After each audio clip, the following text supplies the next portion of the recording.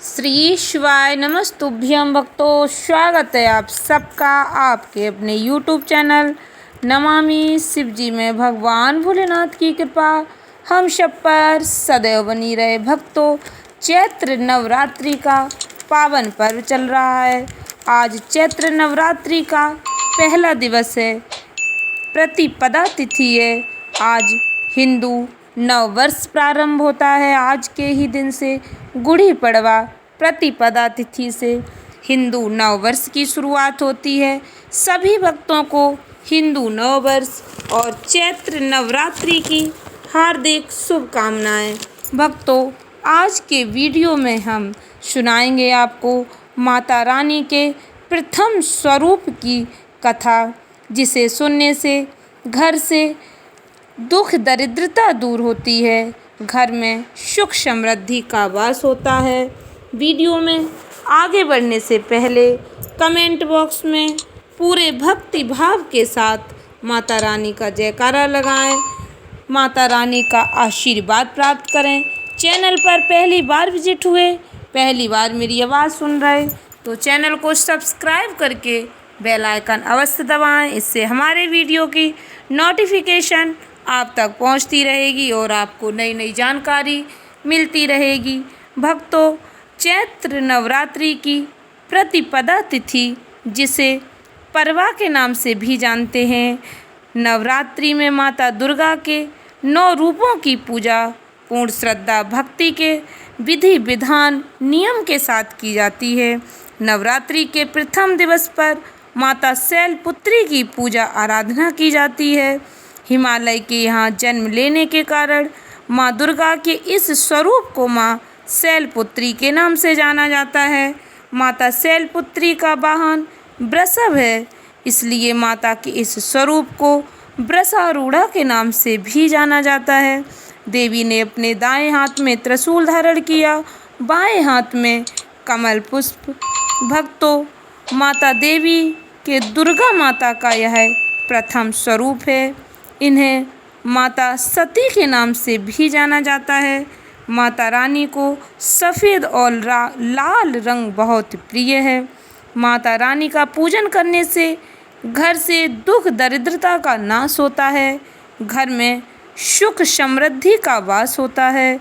नवरात्रि के पहले दिन कलश स्थापना के बाद माता शैलपुत्री की पूजन विधि विधान से की जाती है। इसके बाद दुर्गा सप्तशती का पाठ किया जाता है। भक्तों, कलश को मान्यता अनुसार भगवान गणेश जी का स्वरूप माना जाता है, इसलिए किसी भी शुभ कार्य में कलश अवश्य स्थापित किया जाता है। इस बार चैत्र नवरात्रि पर 30 वर्षों बाद अद्भुत दुर्लभ संयोग बन रहा है। इस महायोग पर माता रानी का व्रत करने, कथा श्रवण करने से दुख दरिद्रता का नाश होता है, घर में सुख समृद्धि का वास होता है, व्यक्ति के सभी रुके हुए कार्य पूर्ण होते हैं। इसलिए मैं आपको नवरात्रि के प्रथम दिन सुनी जाने वाली माता रानी की अद्भुत दुर्लभ पौराणिक कथा सुनाती हूँ। जय माता रानी की अवश्य लिखें कमेंट बॉक्स में। माता रानी के चरणों में शीश झुकाते हैं और कथा शुरू करते हैं। कथा पूरी अवश्य सुनें, कथा बीच में न छोड़ें। आप सभी लोग इस कथा को प्रसन्न चित्त और पूर्ण श्रद्धा भक्ति के साथ सुने। बृहस्पति जी बोले, हे ब्रह्मा जी, आप अत्यंत बुद्धिमान, सर्वशास्त्र और चारों वेदों को जानने वाले हैं। हे प्रभु, कृपा कर मेरा वचन सुनो। चैत्र मास नवरात्र के व्रत का उत्सव क्यों किया जाता है? भगवान, इस व्रत का फल क्या है? किस प्रकार इस व्रत को करना उचित है? और पहले इस व्रत को किसने किया? सबसे पहले इस व्रत को किसने किया? सब विस्तार से कहो। बृहस्पति जी का ऐसा प्रश्न सुनकर ब्रह्मा जी कहने लगे, हे बृहस्पति, प्राणियों का हित करने की इच्छा से तुमने बहुत ही अच्छा प्रश्न किया है। जो मनुष्य मनोरथ पूर्ण करने वाली दुर्गा महादेवी सूर्य और नारायण को ध्यान करते हैं वे मनुष्य धन्य हैं। यह नवरात्र व्रत संपूर्ण कामनाओं को पूर्ण करने वाला है। इसके करने से पुत्र चाहने वालों को पुत्र, धन चाहने वालों को धन, विद्या चाहने वालों को विद्या और सुख चाहने वालों को सुख प्राप्त होता है। इस व्रत को करने से रोगी मनुष्य का रोग दूर हो जाता है। कारागार में पड़ा हुआ मनुष्य बंधन से छूट जाता है। मनुष्य की तमाम विपत्तियां दूर हो जाती हैं। उसके घर में संपूर्ण संपत्तियां आकर उपस्थित हो जाती हैं। बंदिया और काक बंदिया के इस व्रत के करने से पुत्र हो जाता है। समस्त पापों को दूर करने वाले इस व्रत के करने से ऐसा कौन सा मनोरथ है जो सिद्ध नहीं हो सकता। सभी मनुष्य के मनोरथ सिद्ध होते हैं। यदि व्रत करने वाला मनुष्य सारे दिन का उपवास ना कर सके तो एक समय भोजन करे और उस दिन बांधवों सहित नवरात्रि व्रत की कथा अवश्य श्रवण करे। हे बृहस्पति, जिसने पहले इस महाव्रत को किया है उसका पवित्र इतिहास मैं तुम्हें सुनाता हूँ। तुम सावधान होकर सुनो। इस प्रकार ब्रह्मा जी के वचन सुनकर बृहस्पति जी बोले, हे ब्राह्मण, मनुष्यों को कल्याण करने वाले इस व्रत के इतिहास को मेरे लिए कहा। मैं सावधान होकर सुन रहा हूँ। आपकी शरण आई हुई मुझ पर कृपा करो। ब्रह्मा जी बोले, पीठत नाम के मनोहर नगर में एक अनाथ नाम का ब्राह्मण रहता था। वह भगवती दुर्गा का भक्त था। उसके संपूर्ण सद्गुणों से युक्त मानो ब्रह्मा की सबसे पहली रचना हो ऐसी यथार्थ नाम वाली सुमति नाम की एक अत्यंत सुंदर कन्या पैदा हुई। वह कन्या सुमति अपने घर के बालकपन में अपनी सहेलियों के साथ क्रीड़ा करती हुई इस प्रकार बढ़ने लगी जैसे शुक्ल पक्ष में चंद्रमा की कला बढ़ती है। उसका पिता प्रतिदिन दुर्गा की पूजा और होम किया करता था। उस समय वह भी नियम से वहाँ उपस्थित होती थी।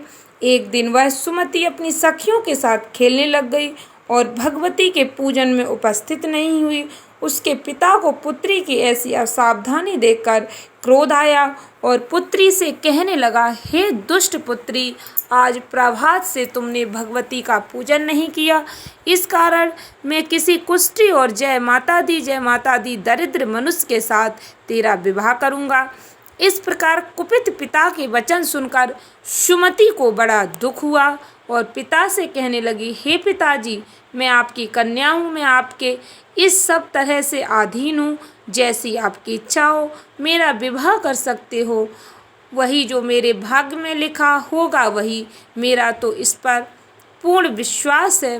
मनुष्य न जाने कितने मनोरथों को चिंतन करता है, पर होता वही है जो भाग्य में विधाता ने लिखा। जो जैसा करता है उसको फल भी उस कर्म के अनुसार ही मिलता है, क्योंकि कर्म करना मनुष्य के अधीन है पर फल देव के अधीन है। जैसे अग्नि में पड़े हुए तृण को उसको अधिक प्रदीप्त कर देते हैं, उसी तरह अपनी कन्या के ऐसे निर्भयता से कहे हुए वचन सुनकर उस ब्राह्मण को अधिक क्रोध आया। तब उसने अपनी कन्या का एक कुष्ठी के साथ विवाह कर दिया और अत्यंत क्रुद्ध होकर अपनी पुत्री से कहने लगा कि जाओ जाओ, जल्दी जाओ, अपने कर्म का फल भोगो। देखें केवल भाग्य भरोसे पर रहकर क्या करती हो। इस प्रकार से कहे हुए पिता के कटु वचनों को सुनकर सुमति अपने मन में विचार करने लगी कि अहो, मेरा बड़ा दुर्भाग्य है जिससे मुझे ऐसा पति मिला।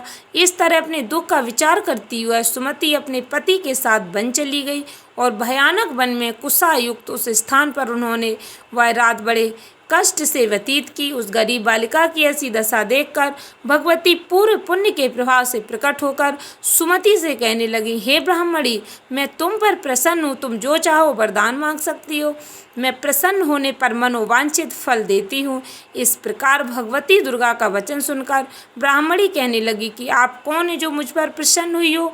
यह सब मेरे लिए कहा और अपनी कृपा दृष्टि से मुझ दासी को कृतार्थ करो। ऐसा ब्राह्मणी का वचन सुनकर देवी कहने लगी, मैं आदि शक्ति हूँ और मैं ही ब्रह्मा विद्या और सरस्वती हूँ। मैं प्रसन्न होने पर प्राणियों को दुख दूर कर उनको सुख प्रदान करती हूँ। हे ब्राह्मणी, मैं तुम पर तुम्हारे पूर्व जन्म के पुण्य के प्रभाव से प्रसन्न हूँ। तुम्हारे पूर्व जन्म का वृतांत सुनाती हूँ, सुनो। तू पूर्व जन्म में निषाद की स्त्री थी और अति पतिव्रता थी। एक दिन तेरे पति निषाद ने चोरी की। चोरी करने के कारण तुम दोनों को सिपाहियों ने पकड़ लिया और ले जाकर जेल खाने में कैद कर दिया। उन लोगों ने तेरे को और तेरे पति को भोजन भी नहीं दिया। इस प्रकार नवरात्र के दिनों में तुमने ना तो कुछ खाया और ना ही जल पिया, इसलिए 9 दिन तक नवरात्र का व्रत हो गया। हे ब्राह्मणी, उन दिनों में जो व्रत हुआ उस व्रत के प्रभाव से प्रसन्न होकर तुम्हें मन वांछित वस्तु दे रही हूँ। तुम्हारी जो इच्छा हो सो मांगो। इस प्रकार दुर्गा जी के कहे वचन सुनकर ब्राह्मणी बोली कि अगर आप मुझ पर प्रसन्न हैं तो हे माँ दुर्गे, आपको प्रणाम करती हूँ। कृपा करके मेरे पति के कोढ़ को दूर करो। देवी कहने लगी कि उन दिनों में जो तुमने व्रत किया था उस व्रत के 1 दिन का पुण्य अपने पति का कोढ़ दूर होने के लिए अर्पण करो। मेरे प्रभाव से तेरा पति कोढ़ से रहित और सोने के समान शरीर वाला हो जाएगा। ब्रह्मा जी बोले। इस प्रकार देवी का वचन सुनकर वह ब्राह्मणी बहुत प्रसन्न हुई और पति को निरोग करने की इच्छा से ठीक है ऐसे बोली। तब तक उसके पति का शरीर भगवती दुर्गा की कृपा से कुष्ठहीन होकर अति कांति युक्त हो गया, जिसकी कांति के सामने चंद्रमा की कांति भी क्षीण हो जाती है। वह ब्राह्मणी पति की मनोहर देह को देखकर देवी को अति पराक्रमी वाली समझकर स्तुति करने लगी। हे माँ दुर्गे, आप दुर्गत को दूर करने वाली, तीनों जगत का संताप हरने वाली, समस्त दुखों को दूर करने वाली, रोगी मनुष्य को निरोग करने वाली, प्रसन्न होने पर मनोवांछित वस्तु को देने वाली और दुष्ट मनुष्य का नाश करने वाली हो। तुम ही सारे जगत की माता और पिता हो। हे अम्बे, मुझ अपराध रहित अबला की मेरे पिता ने कुष्ठ के साथ विवाह कर मुझे घर से निकाल दिया। उसकी निकाली हुई मैं पृथ्वी पर घूमने लगी। आपने ही मेरा इस आपत्ति रूपी समुद्र से उद्धार किया है। हे देवी, आपको प्रणाम करती हूँ, मुझ दीन की रक्षा करो। ब्रह्मा जी बोले कि हे बृहस्पति, इसी प्रकार से उस सुमति ने मन से देवी की बहुत स्तुति की। उसकी स्तुति सुनकर देवी को बहुत संतोष हुआ और ब्राह्मणी से कहने लगी कि हे ब्राह्मणी, तुमने उदायल नाम का एक अति बुद्धिमान, धनवान, कीर्तिवान और जितेंद्रिय पुत्र शीघ्र ही होगा आपके। ऐसा कहकर वह देवी उस ब्राह्मणी से फिर कहने लगी कि हे ब्राह्मणी, और जो कुछ तेरी इच्छा हो वही मनोवांछित वस्तु तुम मांग सकती हो। ऐसा भगवती दुर्गा का वचन सुनकर सुमति बोली कि हे भगवती दुर्गे, अगर आप मेरे पर प्रसन्न हैं तो कृपा कर मुझे नवरात्रि विधि बताइए। हे दयावती, जिस विधि से नवरात्र व्रत करने से आप प्रसन्न होती हैं उस विधि और उसके फल को मेरे लिए विस्तार से वर्णन करें। इस प्रकार ब्राह्मणी के वचन सुनकर माँ दुर्गा कहने लगी, हे ब्राह्मणी, मैं तुम्हारे लिए संपूर्ण पापों को दूर करने वाली नवरात्र विधि व्रत की विधि बताती हूँ, जिसको सुनने से तमाम पापों से छूटकर मोक्ष की प्राप्ति हो जाती है। आश्विन मास के शुक्ल पक्ष की प्रतिपदा से लेकर 9 दिन तक विधि पूर्वक व्रत करें। यदि दिन भर का व्रत ना कर सके तो एक समय का भोजन करें। पढ़े लिखे ब्राह्मणों से पूछकर घट स्थापना करें। वाटिका बनाकर उसको प्रतिदिन जल से सींचें। महाकाली, महालक्ष्मी, महासरस्वती की मूर्तियां बनाकर उसकी नित्य विधि सहित पूजा करें और पुष्पों से विधि पूर्वक अर्घ दें। फूल से अर्घ देने से, बिजौरा के फूल से अर्घ देने से रूप की प्राप्ति होती है। जायफल से कीर्ति, दाक से कार्य की सिद्धि, आंवले से सुख और केले से भूषण की प्राप्ति होती है। इस प्रकार फलों से अर्घ देकर यथा विधि हवन करें। घी, गेहूँ, खांड, शहद, जौ, तिल, बिंब, नारियल, दाख और कदम, इनसे हवन करें। गेहूँ होम करने से लक्ष्मी की प्राप्ति होती है। खीर व चंपा के पुष्पों से धन और पत्तनों से तेज सुख की प्राप्ति होती है। आंवले से कीर्ति और केले से पुत्र की प्राप्ति होती है। कमल से राज सम्मान और दुखों से सुख संपत्ति की प्राप्ति होती है। दाख समर्पित करने से सुख सौभाग्य की प्राप्ति होती है। व्रत करने वाला मनुष्य इस विधान से होम कर आचार्य को अत्यंत नम्रता के साथ प्रणाम करे, यज्ञ की सिद्धि के लिए उसे दक्षिणा दे। इस महाव्रत को पहले बताई हुई विधि के अनुसार जो कोई करता है उसके सब मनोरथ सिद्ध हो जाते हैं। इसमें तनिक भी संशय नहीं है। इन 9 दिनों में जो कुछ दान आदि दिया जाता है उसका करोड़ों गुना फल प्राप्त होता है। इस नवरात्रि के व्रत करने से ही अश्वमेध यज्ञ का फल प्राप्त होता है। हे ब्राह्मणी, इस संपूर्ण कामना को पूर्ण करने वाले उत्तम व्रत को तीर्थ, मंदिर अथवा घर में ही विधि के अनुसार करें। ब्रह्मा जी बोले कि हे बृहस्पति, इस प्रकार ब्राह्मणी को व्रत की विधि और फल बताकर माता देवी अंतर ध्यान हो गई। जो मनुष्य या स्त्री इस व्रत को भक्ति पूर्वक करता है वह इस लोक में सुख पाकर अंत में दुर्लभ मोक्ष को प्राप्त होता है। हे बृहस्पति, यह दुर्लभ व्रत का महात्म मैंने तुम्हारे लिए बतलाया। ऐसा ब्रह्मा जी के वचन सुनकर बृहस्पति जी ने आनंद के साथ रोमांचित हो गए और ब्रह्मा जी से कहने लगे, हे ब्रह्मा जी, आपने मुझ पर अति कृपा की जो अमृत के समान इस व्रत के महात्म को हमें बताया, इस नवरात्रि व्रत का महात्म सुनाया। हे प्रभु, आपके बिना और कौन इस महात्म को सुना सकता है। ऐसे बृहस्पति जी के वचन सुनकर ब्रह्मा जी बोले कि हे बृहस्पति, तुमने सब प्राणियों का हित करने वाले इस अलौकिक व्रत को पूछा, इसलिए तुम धन्य हो। यह भगवती शक्ति संपूर्ण लोकों का पालन करने वाली इस महादेवी के प्रभाव को कौन नहीं जानता। यह भक्तों के दुख दर्द को मिटाती है। भक्तों, माता शैलपुत्री की, माता दुर्गा मैया की यह कथा सुनते हैं। जो भक्त उनके वैवाहिक जीवन में आ रहे कष्ट दूर हो जाते हैं। माता शैलपुत्री का वाहन वृषभ है। इनके बाएं हाथ में कमल, दाएं हाथ में त्रिशूल रहता है। नवरात्रि के पावन पर्व की सभी भक्तों को हार्दिक शुभकामनाएं। आशा करती हूँ वीडियो अच्छी लगी होगी, उपयोगी लगी हो तो माता रानी की इस कथा को अधिक से अधिक लोगों में शेयर करें, अपने रिश्तेदारों में शेयर करें। धन्यवाद भक्तों। श्री शिवाय नमस्तुभ्यम।